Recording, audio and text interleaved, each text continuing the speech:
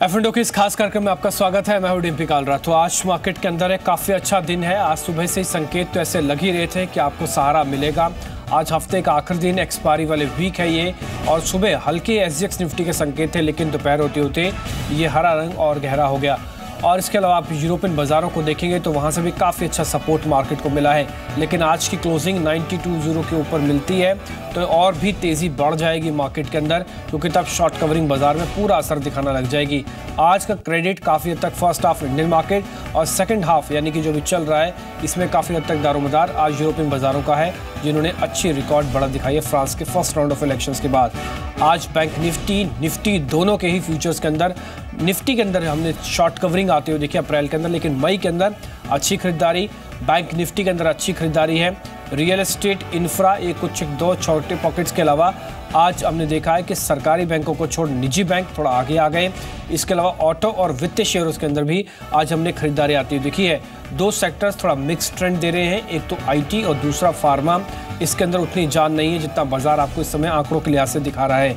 तो आज थोड़ा सा संभल कर बाजार पूरी तरह से सेक्टर्स में बंट गया है और कहीं पे शॉर्ट कवरिंग आना बाकी है, कहीं पे भी आ सकती है।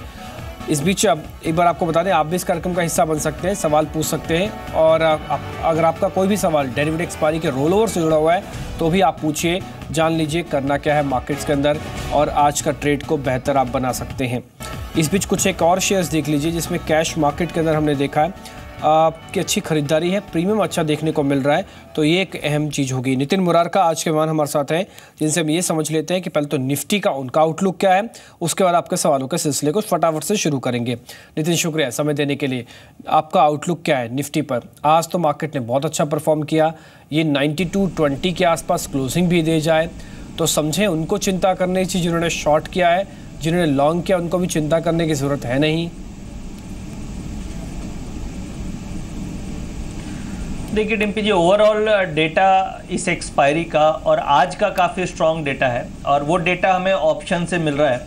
अगर आप 9200 और 9150 और 91 इन तीनों स्ट्राइक्स की पुट ऑप्शंस में देखें तो करीब करीब 50 लाख शेयर का ओपन इंटरेस्ट पुट्स में ऐड हुआ है, यानी कि 100 पॉइंट की रेंज में 50 लाख शेयर का ओपन इंटरेस्ट काफ़ी सिग्निफिकेंट ओपन इंटरेस्ट है।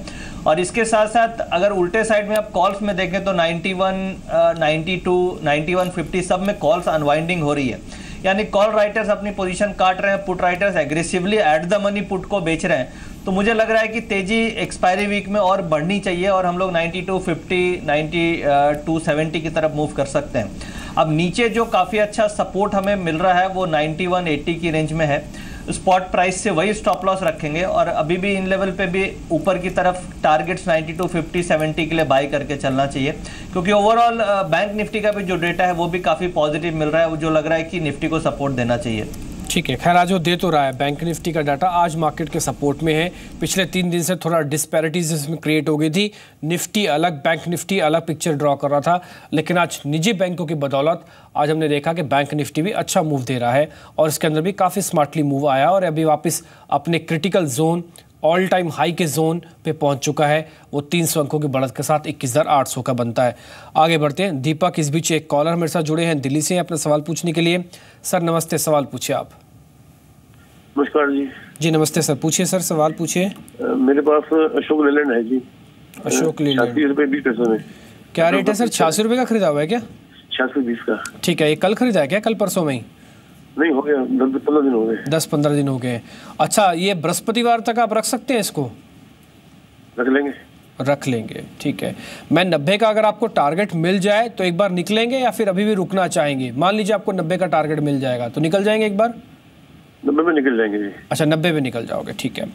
ये तो मेरे को समझ में आ गया नितिन, ये 90 पे निकलना चाहते हैं, 3-4 दिन अभी और होल्डिंग रख सकते हैं। अगर आपको ये स्ट्रॉन्ग पुल बैक का कैंडिडेट लगता है, 3 रुपये और जुड़ सकते हैं तो हम इससे बने रह सकते हैं। अच्छा, मेरे को एक और चीज़ बताइएगा, 86 पे मेरा खरीदा हुआ शेयर है, मैं ज़्यादा से ज़्यादा इस पे 85 का स्टॉप लॉस रख सकता हूँ, इससे ज़्यादा पैसे दूंगा नहीं मैं। आप मेरे को बताइए, ठीक बोल रहा हूँ? यही रणनीति रख लें? देखिए डिम्पी, मेरे ख्याल से जो इनकी बाइंग प्राइस है 86.20, वही स्टॉप लॉस रखना चाहिए, 85 भी नहीं, क्योंकि जिस तरीके से मोमेंटम है मुझे नहीं लगता है कि ये 86.20 दोबारा से आना चाहिए।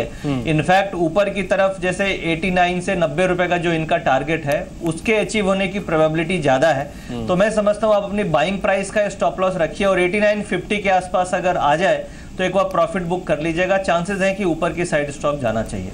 ठीक है, हम तो यही उम्मीद करते हैं सर आपको 90 का टारगेट मिल जाए तो ठीक है, बेहतर बात है। आपको 1 रुपया भी नहीं खोना पड़ेगा, अपनी ही रेट का स्टॉप लॉस लगा दीजिएगा 86 रुपये 20 पैसे का, और उम्मीद करें कि 90 पे आपका जब सौदा कटेगा तो हमको बताइएगा ज़रूर आपका सौदा कट गया मुनाफे के अंदर। खैर हम तो प्राइस से समझ जाएंगे आपको सौदा कट जाएगा। अब आगे बढ़ते हैं, एक और कॉलर मेरे साथ जुड़े हैं, उनका नाम है हिम, ये सूरत से हैं। हिम जी नमस्ते, अपना सवाल पूछें आप। हाँ हेलो सर। जी नमस्कार, पूछिए सर। हाँ सर, मेरे पास एक रिलायंस इंडस्ट्रीज का कॉल है। रिलायंस इंडस्ट्रीज की कॉल है, क्या रेट है सर? 980 स्ट्राइक प्राइस है और 1.70 रुपीज का है। 980 की कॉल है? जी सर। क्या रेट ली है जरा ये भी बता दीजिए। सॉरी सर, रिलायंस इंडस्ट्रीज नहीं, सॉरी इन्फोसिस। वही मैं कहूँ, मैं रिलायंस इंडस्ट्रीज 1400 रुपए का है, आपने 980 कॉल कैसे ली? ठीक है कोई बात नहीं। इन्फोसिस आप बता रहे हैं आपके पास 980 की कॉल पड़ी हुई है। और एक और है ICICI बैंक का है। ICICI बैंक, ठीक है। हाँ वो है 290 रुपीज की स्ट्राइक प्राइस है और 80 पैसे में लिया हुआ है। 80 पैसे में वो भी कॉल है, ठीक है। मैं कॉल पे तो सुनो सर 1 मिनट सर, एक और है HDFC का। नहीं सर देखिए सुनिए, मैं बताता हूँ, कई लोगों के और भी सवाल होते हैं, मैं आपके दोनों सवाल तो खैर ले लेता हूँ। एक तो इन्फोसिस पे क्योंकि बड़ा सवाल है, बड़ा खबर है, एक दूसरा ICICI बैंक पे, दोनों पे पूछ लेता हूँ क्या करना चाहिए इस पे। नितिन आपकी रिकमेंडेशन, एक तो इन्फोसिस मेरे को बता दीजिए, 980 की कॉल लेके बैठे हैं, ये 920 रुपये के आसपास है। इस बीच मैं आपको एक बार बता दूँ, अल्ट्राटेक के ना पहले नंबर आ गए हैं और एक बार पहले इसके नंबर्स देख लेते हैं, उसके बाद हम इन्फोसिस और ICICI पे डिस्कस करेंगे। अल्ट्राटेक नो डाउट इसमें काफ़ी अच्छा मूव देखने को मिल रहा है। 726 करोड़ का मुनाफा अल्ट्राटेक ने पोस्ट किया है। ACC के बाद ये दूसरा ऐसा कंपनी होगी जो अच्छे नंबर्स पोस्ट कर रहा है। अभी के पहले नंबर्स ये आए हैं वो 726 करोड़ का मुनाफा इन्होंने दर्ज किया है और उम्मीद थी कि शायद 610-620 की रेंज में ये मुनाफा आना चाहिए था। स्टैंड अलोन बेसिस पर 720 आया है। इनकम आई है इसकी 7739, करीब 7,740 करोड़ रुपए की इनकम भी इन्होंने दर्ज की है। ये भी पहले रुझान पे तो देखने को लग रहा है कि इनकम और मुनाफा उम्मीद से बेहतर आया है। इसका 726 करोड़ का मुनाफा आपको बता दें 200 रुपये भी ऊपर है। ACC के नंबर्स के बाद इसके नंबर से उम्मीद थी, इसके नंबर्स अच्छे आए हैं और जैसे मैंने कहा कि स्टैंडर्ड ऑन बेसिस पर इससे उम्मीद थी कि शायद इसके नंबर्स 610, 620, 30 की रेंज में रहेंगे, वैसे आए हैं। कंसो मुनाफा जो इसका कंसोलिडेटेड मुनाफा है जो अलग अलग बिजनेस के जोड़ को है वो 682 है, लेकिन ये भी उम्मीद से बेहतर है। चाहे आप स्टैंड अलोन के बेसिस पर प्रॉफिटेबिलिटी चेक करें या फिर इसके बेसिस पर, दोनों पे नंबर्स ठीक है। रही बात इनकम की, इनकम भी इनकी ठीक आई है। उम्मीद था कि शायद 7,000 करोड़ से नीचे की इनकम रहेगी, लेकिन 7,773 करोड़ के जो हमको आंकड़ा दिख रहा है इस समय, ये भी अनुमान से बेहतर है। तो इनकम के फ्रंट पे, प्रॉफिटेबिलिटी के फ्रंट पे ठीक इस बार आंकड़े हमको आते हुए दिखे हैं। यहाँ पे एक अच्छा मोमेंटम हमको दिखा है। एक बार आप पूछ लेते हैं कि इस पे टेक्निकली चार्ट और डेरिवेटिव्स क्या कह रहा है, लेकिन नंबर्स के बेसिस पर ये नंबर्स अच्छे हैं अल्ट्राटेक के। अभी दो जो नंबर्स मेरे को मिले, दोनों ही नंबर के लिहाज से मैं कह सकता हूँ कि नंबर्स अभी तक तो ठीक आए हैं। एक बार नितिन आप इसका चार्ट भी देख लीजिए, जिनके पास होल्डिंग है उनको टेंटेटिव टारगेट भी दे दीजिए। एक और नंबर भी मेरे पास आया है, वो मार्जिनस का है। ये 19% का मार्जिन इस बार इन्होंने शो किया है। टेंटेटिवली उम्मीद जो थी मार्केट को मार्जिनस की वो 17.5 से 18% की थी। तो मार्जिनस के फ्रंट पे भी अच्छे नंबर्स हैं। ACC के बाद अल्ट्राटेक पे आज पूरा उम्मीद था।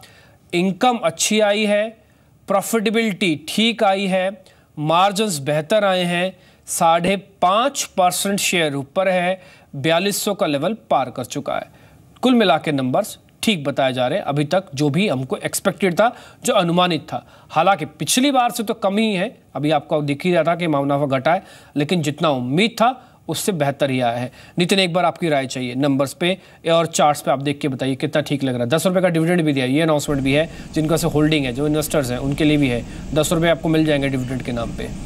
नितिन आपकी राय। देखिए, अल्ट्राटेक सीमेंट अभी भी टारगेट 4300 से लेके 4350 के बनते हैं और पूरे सीमेंट पैक में काफ़ी अच्छी एक्यूमुलेशन लास्ट वीक में हुआ है। एसीसी, ग्रासिम सब में ऑलरेडी ब्रेकआउट हमने लास्ट वीक ही देखा था। अल्ट्राटेक यहाँ से अभी भी 100 रुपये की तेजी दिखा सकता है। यहाँ पे स्टॉप लॉस आपके लिए 4150 के आसपास का बनता है। इसके अलावा एक सेंचुरी टेक्सटाइल है जिसमें अभी भी रिजल्ट आने के बाद, अल्ट्राटेक के रिजल्ट आने के बाद थोड़ा मोमेंटम बना है, वहाँ भी सीमेंट का फ्लेवर है। तो मुझे लगता है कि अगर एज ए एफएनओ ट्रेडर मुझे कुछ लेना है तो अल्ट्राटेक, ग्रासिम और एसीसी इन तीनों में ऑलरेडी मूव हो चुकी है। सेंचुरी टेक्सटाइल में मोमेंटम बन सकता है। इसमें रोलओवर्स भी हम लोग देख रहे हैं कि अगली एक्सपायरी में होना चालू हो गए हैं और पिछली एक्सपायरी में अच्छे रोलओवर्स हुए थे। तो सेंचुरी टेक्सटाइल में कम से कम यहाँ से 25-30 रुपये की तेजी आपको मिल सकती है। ठीक है, मैं फिर से आपको बता दूं, नंबर्स जितने भी फ्रंट पे अब तक देखे गए हैं, चाहे प्रॉफिट के फ्रंट पर जो एक्सपेक्टेड था, जिससे उम्मीद थी, वो सभी ठीक हैं। प्रॉफिट मार्जिन एबिटा के जो मार्जिन है वो 19.5 है। उम्मीद था कि शायद 17.5-18 आएगा, वहाँ पे नंबर्स अच्छे आ गए। 10 रुपये का डिविडेंड आ गया। प्रॉफिटेबिलिटी कंसोलिडेशन में तो 682 आया है, स्टैंड अलोन पे 700 प्लस नंबर्स आए हैं, दोनों ही उम्मीद से बेहतर हैं। और इसके अलावा इसकी अगर आप ग्रोथ देखेंगे, जो कि एक्चुअल इन्वेंट्री इनकी प्रोडक्शन ग्रोथ है, वो भी इस बार बढ़ी ही है। तो एसीसी के भी हमने देखा था कि सिक्वेंशियल बेसिस पर ग्रोथ आई थी, इसका भी ग्रोथ आया है। इनकम की जहाँ तक उम्मीद है 6500 प्लस करोड़ रुपए के आसपास शायद था कि नंबर्स आएंगे, लेकिन इनकम भी 7000 करोड़ के आंकड़े को पार कर गई है। तो हर लिहाज से मार्जिन्स, प्रॉफिट और आय, इस लिहाज से, और साथ ही ग्रोथ इन प्रोडक्ट, इन तीनों के लिहाज से ये नंबर्स यहाँ पे ठीक है। इसलिए शायद ये कहीं ना कहीं बने हुए हैं।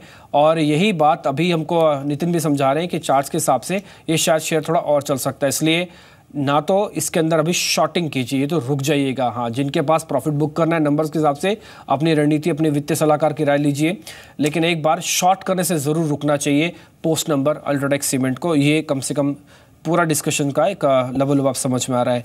एक बार इन्फोसिस पे अपनी राय दीजिए। अभी एक कॉलर ने सवाल हमसे पूछा था, 980 की स्ट्राइक उनके पास है और आईसीआईसी पे भी जानना चाहते हैं नितिन, वो 290 का आईसीआईसी भी है उनके पास। देखिए, उनको इन्फोसिस की कॉल और आईसीआईसी की कॉल ऑप्शन दोनों से निकल जाना चाहिए। जो भी भाव है ये मुझे लग रहा है प्रीमियम एक्सपायरी तक 0 हो जाएगी, क्योंकि इनकी आउट ऑफ मनी कॉल है। तो इन दोनों से एग्जिट करना चाहिए। और इनका एक एचडीएफसी भी था, तो एचडीएफसी को आप होल्ड कर सकते हैं। एचडीएफसी में पॉजिटिव मोमेंटम बनना चाहिए और आपको आईसीआईसी और इन्फोसिस की कॉल से निकलना चाहिए। ठीक है, इस बीच आपको अपनी कोई रिकमेंडेशन देना चाहते हैं नितिन? आपकी कोई रिकमेंडेशन है मार्केट में? देखिए, यहाँ पे गेल में लग रहा है कि दोबारा से ब्रेकआउट आ रहा है और इसमें पिछली एक्सपायरी में पूरा हम लोग एक्यूमुलेशन देखें, मुझे लग रहा है अगली एक्सपायरी में भी अच्छा मोमेंटम गेल में आ सकता है। इसमें आप करंट लेवल पे बाय कर सकते हैं, 425 के टारगेट होंगे और करीब करीब 400 के आसपास हम लोग स्टॉप लॉस रखेंगे। और इसके अलावा दूसरा LIC हाउसिंग, जिसमें भी कंसोलिडेशन के बाद धीरे धीरे ब्रेकआउट की तरफ मूव कर रहा है, इसमें हम 700 के आसपास का टारगेट रख रहे हैं। ये थोड़ा कैरी करना पड़ेगा, नेक्स्ट एक्सपायरी रोल ओवर भी करना पड़ेगा। 700 का टारगेट होगा, 635 के आसपास स्टॉप लॉस होंगे। ठीक है, तो ये कुछ एक शेयर से आपको समझ में आया जिसमें गेल पे भी रिकमेंडेशन हमको